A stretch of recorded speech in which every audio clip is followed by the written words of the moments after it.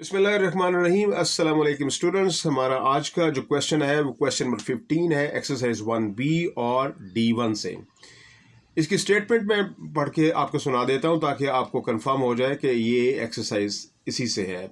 Michael, the art elective program student, is working on another assignment. He designs a rectangular pattern measuring 45 millimeter by 42 millimeters. He is required to use identical rectangular patterns to form a square. The maximum area of the square allowed is 1.6 meters square. How many patterns does he need to form the smaller squares, and what are the dimensions of the larger squares that he can form?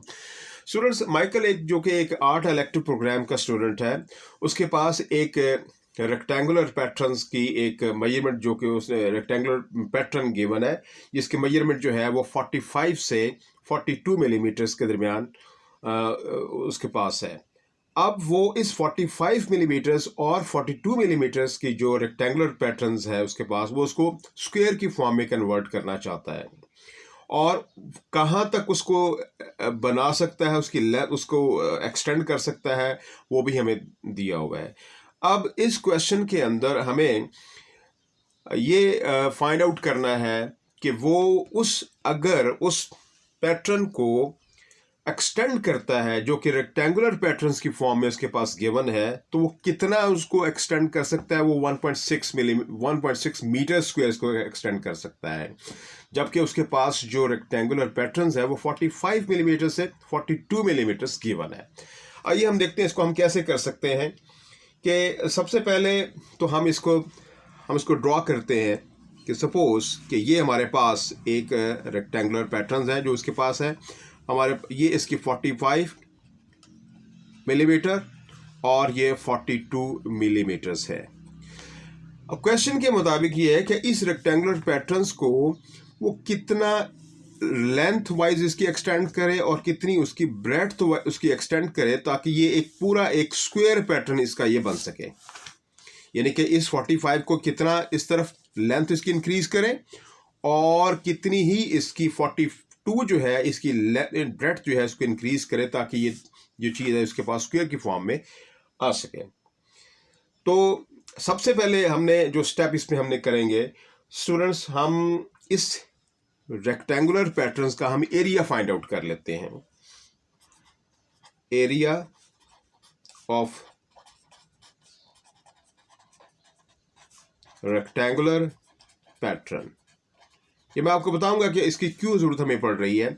कि 45 multiply 42 अगर हम करेंगे तो हमारे पास इसका जो area है वो आ जाएगा 1890 मिलीमीटर स्क्वायर आ जाएगा।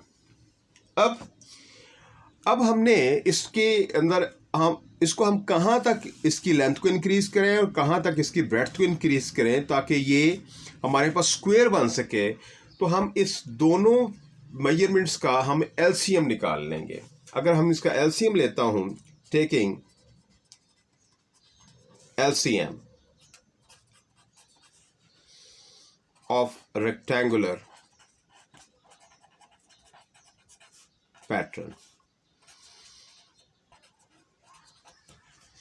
45 का अगर मैं एलसीएम लेता हूं तो मेरे पास 3, 3 एंड 5 और 42 का एलसीएम मैं लेता हूं तो मेरे पास 3 और वो 2 एंड 7 आ जाएगा। अब इसमें हमारे पास जो कॉमन फैक्टर बनेगा वो हमारे पास आ जाएगा 3 और एलसीएम जब हम लेंगे तो हम इस कॉमन फैक्टर्स के साथ जो नॉन कॉमन फैक्टर्स हैं वो भी हम लिख लेंगे।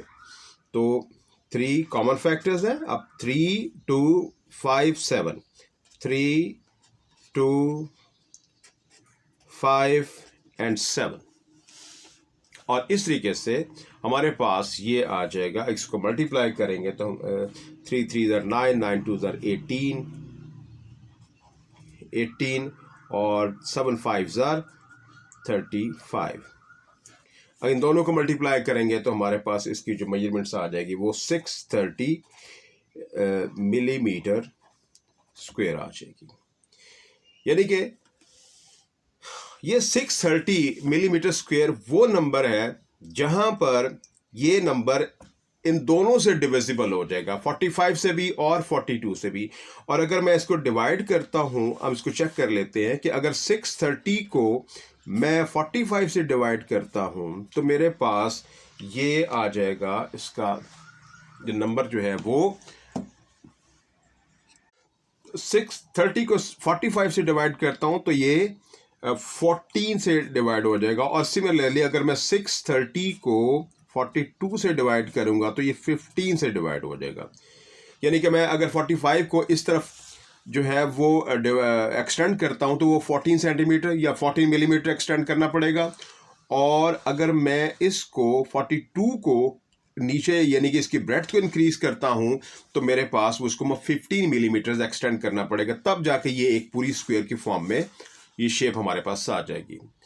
अब हम इसमें जिस चीज़ को हम आगे हम इसमें देखेंगे कि हमने चूंकि उस रेक्टेंगुलर शीट का हमने एरिया फाइंड आउट कर लिया हुआ है और हमारे पास एलसीएम भी 630 मिलीमीटर स्क्वायर आ गया हुआ है, तो अब हम देखते हैं कि area of square, area of square. अब हमारे पास स्टूडेंट्स वो शेप जो थी वो हमारे पास इस तरीके से थी, आ गई थी कि अगर मैं इसको 45 को अगर मैं इस तरफ 45 को 14 करता हूं तो इस तरफ भी मेरे पास 30 आ जाएगा और इस तरफ भी मेरे पास आ जाएगा।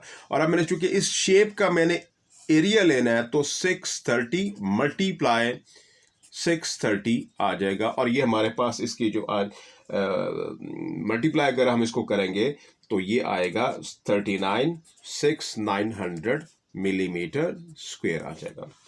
और एरिया ऑफ पैटर्न जो हमने निकाला था अब उसकी हमें जरूरत पड़ेगी, इसलिए जिसको मैंने सबसे पहले स्टेप में इसको कर लिया था। एरिया ऑफ रेक्टेंगुलर पैटर्न वो हमने निकाला था 1890 मिलीमीटर स्क्वायर।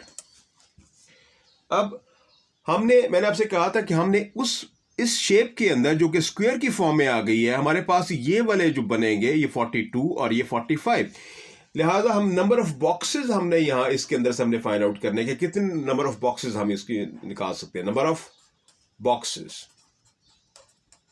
तो सिंपल है कि आप इसका 396,900 ओवर 1890 आ जाएगा। तो हमारे पास इसका जो आंसर बनेगा वो हमारे पास इसका आंसर बनेगा 210 बॉक्सेस। 210 बॉक्सेस जो है हम इस शेप के अंदर जो कि जिसको हमने स्क्वायर फॉर्म में कन्वर्ट कर दिया है, 210 बॉक्सेस जो है वो बना सकते हैं। अब वो कहता है कि हम इस शेप को मैक्सिमम जो इंक्रीज कर सकते हैं वो इसकी एक लिमिट उसने गिवन है कि हम इसको एक खास हद तक आके लेके जा सकते हैं जो कि 1.6 मीटर स्क्वायर है। और उस मैक्सिमम लेंथ के अंदर हम इसकी कितना स्क्वायर इसकी फॉर्म तक लेके जा सकते हैं। तो इसमें मैक्सिमम एरिया वो हम निकाल सकते हैं, maximum area of square box.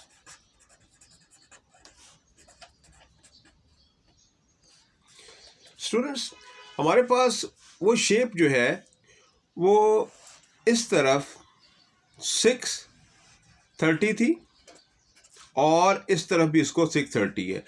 अब मैं इसको एक खास लिमिट तक उसको लेके जा सकता हूँ यहां तक। तो मैं ऐसे करता हूँ, मैं इसको डबल कर देता हूँ, ये यहां तक आ जाएगी। अगर ये 630 है तो ये भी 630 और यहां से फिर ये भी इसकी एक 630 आ जाएगी हमारे पास। यहां पर इसका मतलब ये है कि अगर 630 और 630 करता हूं तो मेरे पास 1260 आता है। ये इसका साइड आ जाएगी और ये भी इसकी साइड आ जाएगी, तो इसलिए मल्टीप्लाई में इसको 1260 ही करूंगा। तो मैक्सिमम एरिया इसके हमारे पास जो बनेगा वो हम इसको कंक्लूड कर सकते हैं इन दोनों को मल्टीप्लाई जब हम करते हैं तो वो हमारे पास इसकी जो वैल्यू बनेगी वो 1587 बनेगी मिलीमीटर स्क्वायर की। और इसको हम चूंकि ये मिलीमीटर स्क्वायर है, लिहाजा जब मैं इसको मीटर स्क्वायर में लेके जाऊंगा तो मुझे इसको 1000 मल्टीप्लाई 1000 से इसको डिवाइड करना पड़ेगा। और ये इसके साथ कैंसिल, और ये हमारे पास नहीं 1 2 3 4 1 2 3 4, और यहां पर हमारे पास इसका आंसर आ जाएगा 1.5876 मीटर स्क्वायर हमारे पास इसका आंसर आ जाएगा। तो स्टूडेंट्स ये थोड़ा सा ज़रा आपने इस क्वेश्चन को एक्टिव और अलर्ट होकर इसको समझना पड़ेगा, तब जाके इसकी एक अच्छी अंडरस्टैंडिंग आई होप कि आप इसको कर लोगे। और मेरे इस एफर्ट्स को आप ज़रूर इसको मुझे फीडबैक से आगाह कीजिएगा ताकि मैं इसको और बेहतर कर सकूं। Thank you very much for watching my channel.